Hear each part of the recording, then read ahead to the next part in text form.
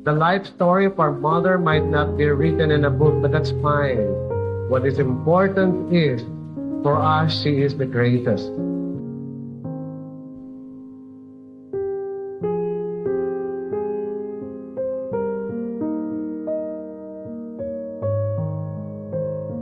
My mother is a very resourceful woman. Sa kanya ko natutunan yung sipag sa anak buhay.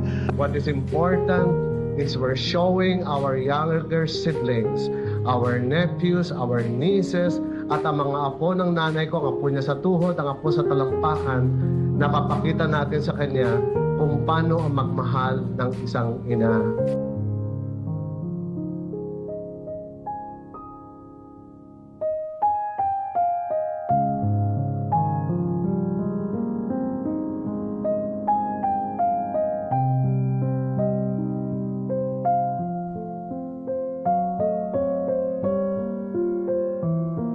At ngayon po ay January 14. So ano pa bang gagawin natin kundi mag-celebrate para sa birthday ni Lola Ada, and we wish her a happy birthday up in heaven.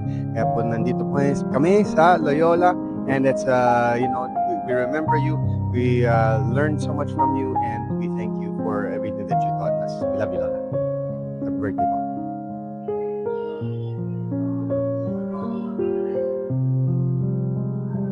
Okay, so today is January 14. Actually, ka-birthday ko si Lola Ada. And I think a message that I would have for her on her birthday today in heaven is that thank you for all of the lessons that you passed on to our parents. And in turn, napasa niyo po sa amin.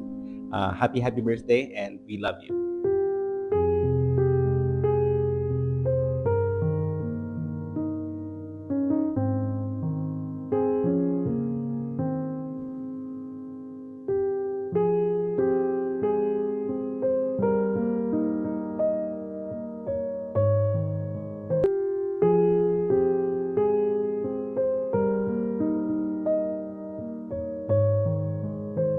Pwede tayo maghanap ng 10 asawa at 10 ama, pero ang nanay, iisa lang po ito.